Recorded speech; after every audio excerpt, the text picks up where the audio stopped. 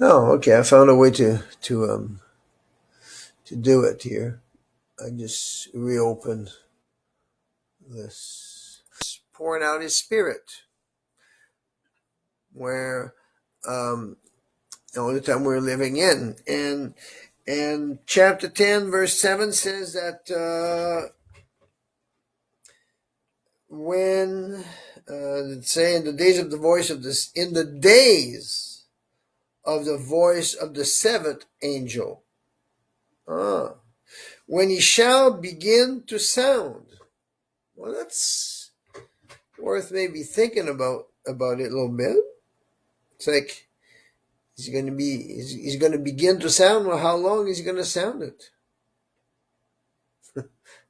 One day. One day or the whole 30 days? No, I one don't day. think. Okay. But in the day, that when he shall begin to sound, the mystery of God should be finished as he has declared to his servants the prophet. So what do you think that means? Anyone? Oh, go ahead, Brother James. You can translate. Yeah. Mais qu'au jour de la voix du septième ange, quand il sonnerait de la trompette, le mystère de Dieu s'accomplirait, comme il a annoncé à ses serviteurs les prophètes. Qu'est-ce que vous pensez que cela signifie?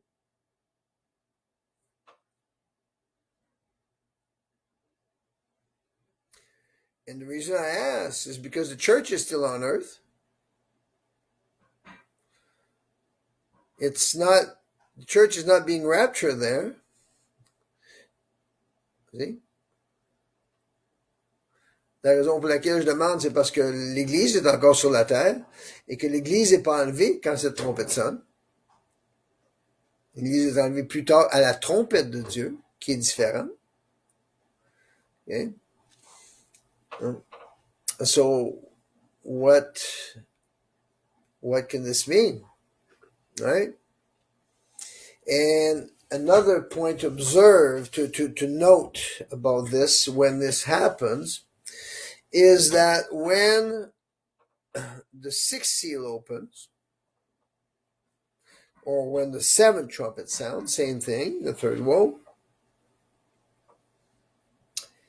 does the Antichrist still have power to make war with the saints? No. Right. Why? It was taken away. Okay. Because of the wrath. The wrath is coming upon, right? Okay. And what verse? Oh, excuse me. Go ahead, Brother James. I wanted to say that because the scriptures say that the power was given unto him only for 42 months. Yeah, that's what I was looking for. But do you want to translate? Oh, yeah. I can do it because I know if you don't translate right away. Ce que je dis, c'est OK. L'Église n'est pas enlevée. L'Église est encore sur la terre.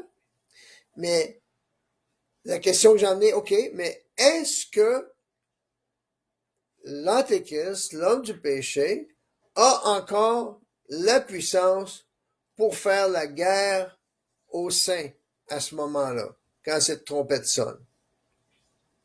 C'est ma question. Quelle trompette? La septième trompette. Je pense que non. OK. Et pourquoi? Parce que c'est le jugement dernier. Non, pas tout à fait. OK. On va l'expliquer, comme de raison. T'as-tu une idée, toi, Brenda, non? Ton micro.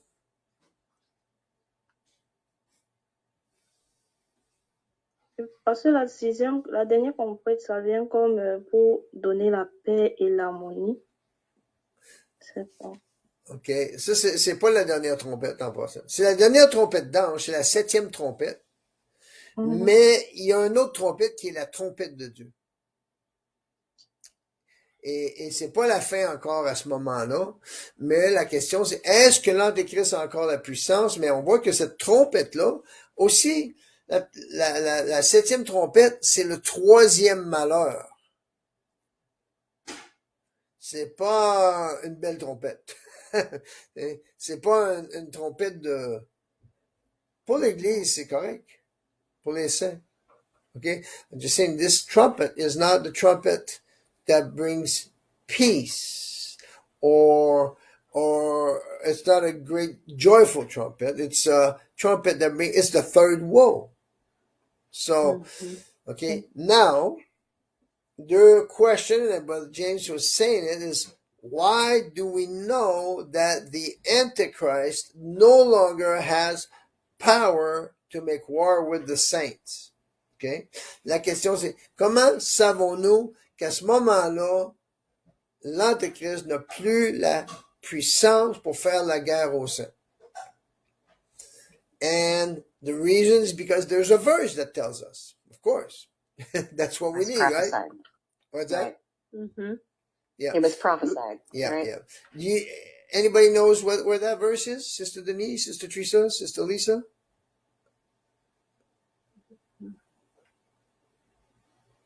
I do not. Okay. Revelation chapter 13.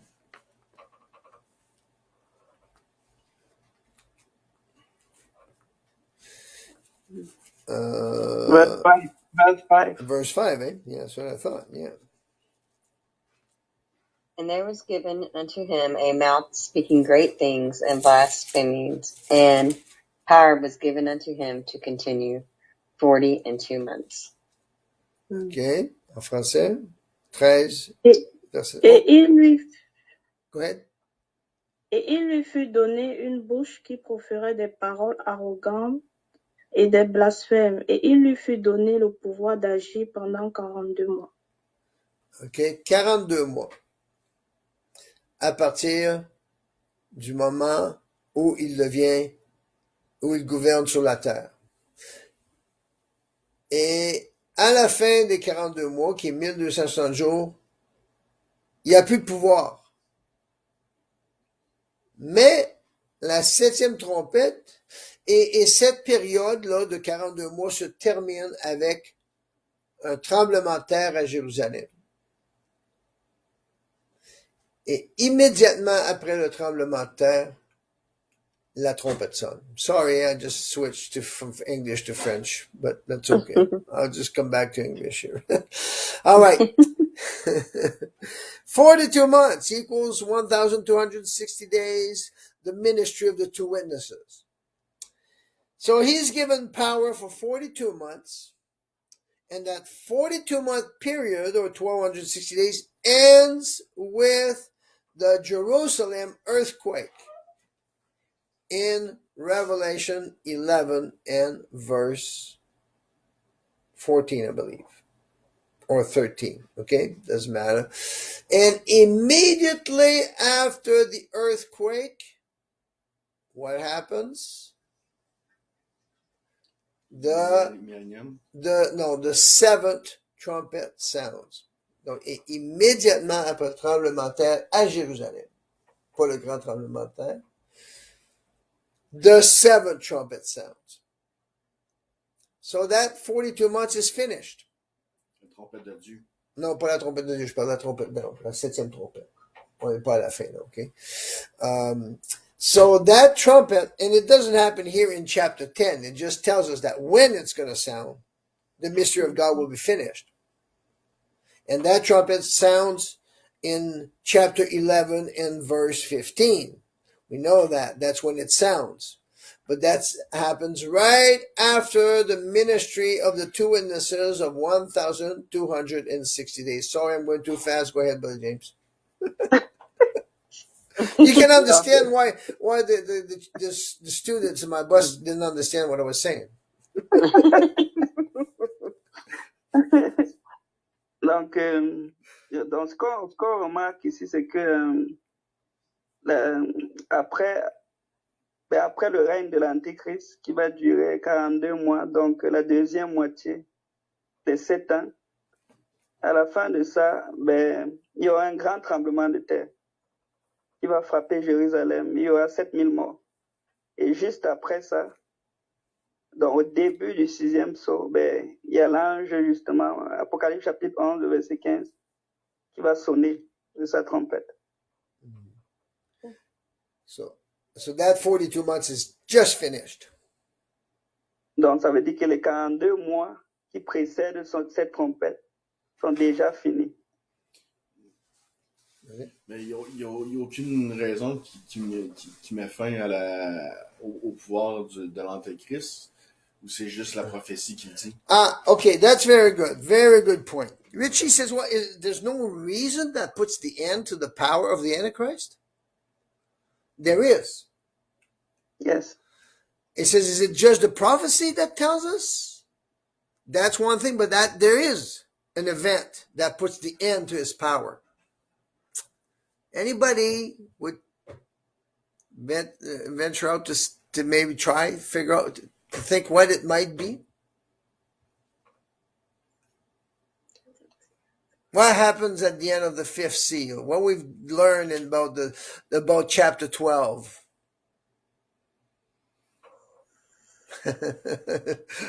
Thor. What's it?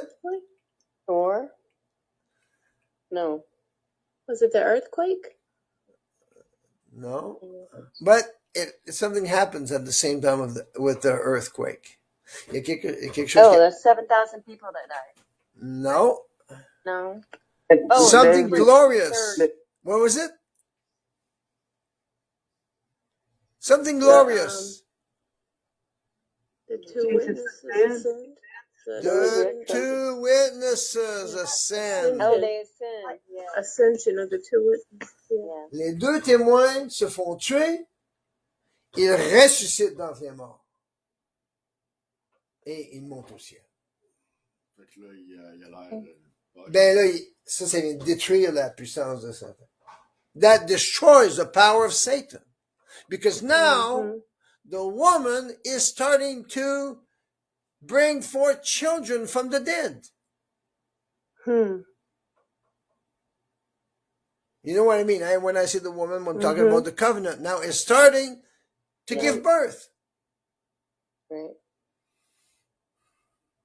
And so that's what puts the end to the power of the dragon.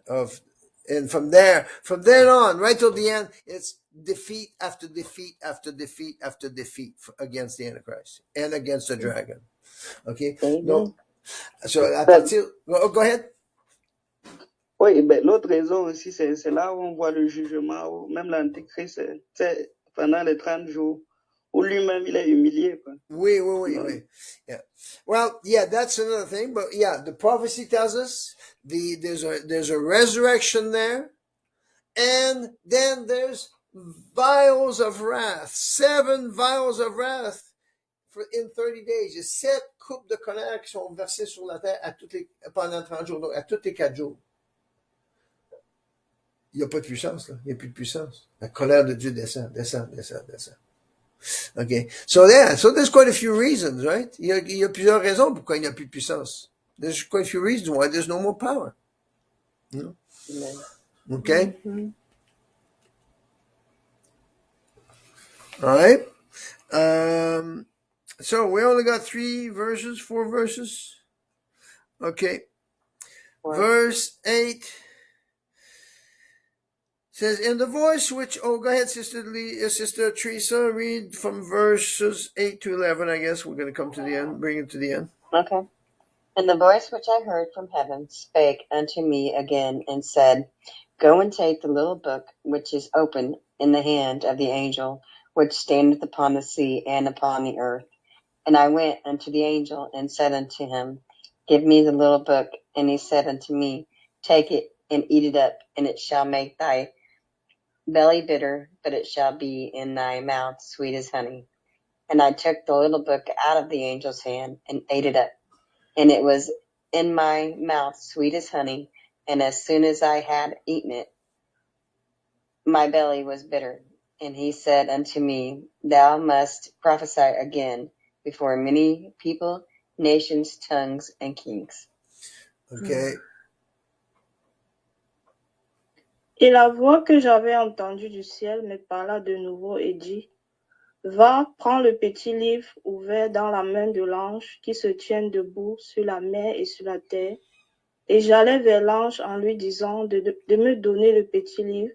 Et il me dit, prends-le et avale-le, il sera amé à tes entrailles, mais dans ta bouche, il sera doux comme du miel. Je pris le petit livre de la main de l'ange et je l'avalai. Il fut dans ma bouche doux comme du miel, mais quand je l'eus avalé, mes entrailles furent remplies d'amertume. Puis on me dit, il faut que tu prophétises de nouveau sur beaucoup de peuples, de nations, de langues et de rois. Okay. So, what was I going to say? Je ne sais pas si on a ajouté le commentaire comme quoi, après la trompette, là, ben, le salut à travers Acte 2:38 n'est plus possible. Est-ce qu'on a dit ça? No, let's go through that. Yeah, we forgot that. Just let's just put this on hold. We're just going to go back to verse 7. We saying, well, if where it says that the mystery of God should be finished, that means salvation is no longer available. I had forgotten to mention. And that would be probably the most dreadful thing of the third woe. Right. Vas-y, James. Oui, au verset 7, donc à la voix de la 7e trompette, ben, le salut à travers la nouvelle alliance ben, ne sera plus possible. Et ça va devenir un peu comme c'est la chose la plus effrayante du troisième malheur. Plus possible de sauver pour les derniers 3 jours. Okay? La première chose qui arrive quand la trompette sonne, le mystère de Dieu est terminé. And we saw that the mystery of God was what? Christ in you, the hope of glory. So people will, if you don't have Christ in you, you will not have it. Et donc, si tu n'as pas le Saint-Esprit en toi, l'Esprit de Christ en toi, à ce moment-là, tu l'auras jamais. Donc, c'est pour ça, c'est la première chose qui arrive dans le troisième malheur. Okay. All right. Then we said, the voice I heard from heaven spake to me again. Okay. All right. Take the little book, which is open in the hand of the angel which standeth upon the sea and upon the earth. And I went unto the angel. Okay. And he takes the angel, it takes the book and he eats it. And just like the angel said, it's sweet in his mouth, but once he swallows it, it's bitter. Does he? It's bitter, James. When actually, Oui. bien, elle avait déjà lu. Ouais, on avait déjà lu, oui. Brendan l'avait lu, Okay. puis Tricia avait lu, oui. Non, et j'allais vers l'ange, j'allais disant ben, de me donner le petit livre. Et il me dit, prends-le et avale-le, il sera dans ta bouche, comme le miel, et dans tes entrailles, amer dans tes entrailles. Okay, so I think that could also, we can see, why is it going to be sweet in his mouth? Right. And bitter once he swallows it. Well, it's not aimed at him. The judgment is not at him or the church. But it's bitter words that he's going to pronounce against the world. Okay? Traduire? Tu peux le dire encore, s'il te plaît? Okay.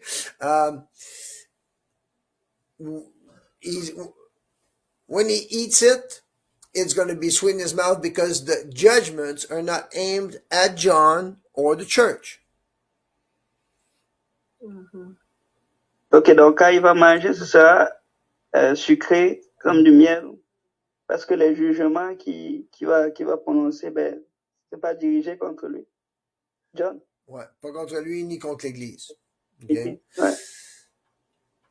Mais quand il l'avale, c'est très amer parce que ça va être des juges. Oh, but when he swallows it, it's very bitter because there are bitter judgments that he will be speaking against the world. And we read that. And that's exactly what is contained in that book that is open from Revelation 11 to Revelation 20.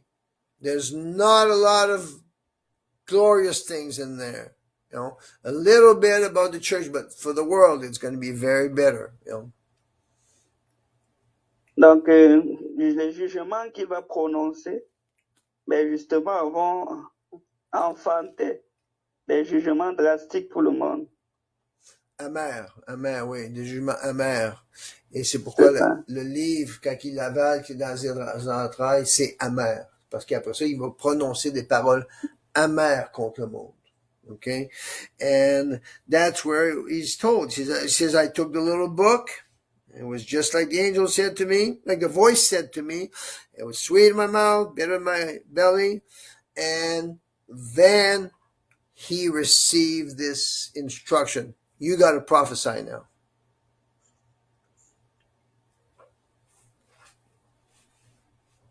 Donc, c'est ça, il a reçu l'instruction qu'il doit prophétiser maintenant. Okay? Oui. Après avoir mangé le livre, tout ça, et la voix lui parle. So that brings us to this. Oh, et ce que je disais, c'est que, justement, et les jugements amers qu'il va prononcer, son contenu, c'est exactement à partir du chapitre 11 jusqu'au chapitre 20 de l'Apocalypse, jusqu'au jugement dernier. Donc, à partir du règne de l'Antéchrist jusqu'au jugement dernier. Okay? Et il y a très peu de choses dans le livre de l'Apocalypse concernant le millénium. Okay? And that's important. There's very few things in the book of Revelation concerning the millennium. It's all in the prophets. So, because the millennium is a glorious time. It's a great time. It's a time of peace. It's a time of, where Jesus reigns on earth. But the book of Revelation is showing more the judgments that are coming against the world. Okay. So there's not a lot about the millennium. Only a few verses, right, in the millennium about the millennium. That's it. So that's why we have to get the understanding of what goes on in the millennium. We resort to the prophets, Ezekiel, Isaiah. They're the ones who prophesied, especially Isaiah, prophesied the most about the millennium. So that covers pretty well the chapter 10. And we have a commentary. Nous avons un commentaire qu'on écrit. James 1, en tout cas, peu importe. Et il est en français et en anglais. Donc, on va vous le faire parvenir en français.